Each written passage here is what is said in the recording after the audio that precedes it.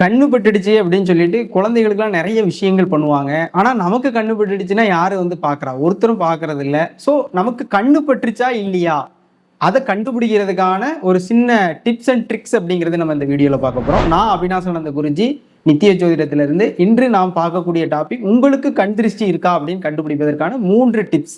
இந்த 3 டிப்ஸ் அப்படிங்கிறது உங்களுக்கு மீட் அவுட் ஆச்சு அப்படின்னா அடிக்கடி நீங்க கண் திருஷ்டி அப்படிங்கிறதே சுத்தி போட வேண்டியிருக்கும். அதற்கான நுட்பங்கள் என்ன அப்படிங்கிறது நம்ம சொல்லலாம். ஓகேவா? ஸோ ஃபர்ஸ்ட் அப்படிங்கிறது தொடர் கொட்டாவி. ஓகேவா? ஸோ அடிக்கடி வந்து பார்த்தீங்கன்னா கொட்டாய் வந்துகிட்டே இருக்கும். யாராட்டும் ஒருத்தவங்க உங்க வீட்டுக்கு வரும்போது அடிக்கடி கொட்டாய் வந்துச்சுனாலே உங்களுக்கு கண் திருஷ்டி வந்து விழுந்துருச்சு அப்படிங்கிறத நம்ம 100% கன்ஃபார்ம் பண்ணிக்கலாம்.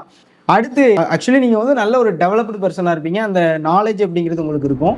ஆனால் அந்த ஃபினிஷ் ஆகக்கூடிய கட்டத்தில், அதாவது நீங்கள் செய்யக்கூடிய தொழில் அல்லது வியாபாரம் அப்படிங்கிறது ஃபினிஷ் ஆகக்கூடிய கட்டத்தில் தடையாகும். ஸோ அதுவும் கண் திருஷ்டிக்கான மிக முக்கியமான காரணம். உங்களுடைய முகப்பொலிவு அப்படிங்கிறது, அதாவது தேஜஸ் அப்படிங்கிறது படிப்படியாக குறைஞ்சிக்கிட்டே இருக்கும். கண்ணுக்கு கீழே கருவளையம் அப்படிங்கிறது ஏற்படும். ஸோ இந்த மாதிரியான விஷயங்கள்லாம் இருக்குது அப்படின்னா 100% உங்களுக்கு கண் திருஷ்டிக்கான காரணங்கள் இருக்குது, கண் திருஷ்டி இருக்குது அப்படிங்கிறத நீங்கள் கன்ஃபார்ம் பண்ணிக்கலாம்.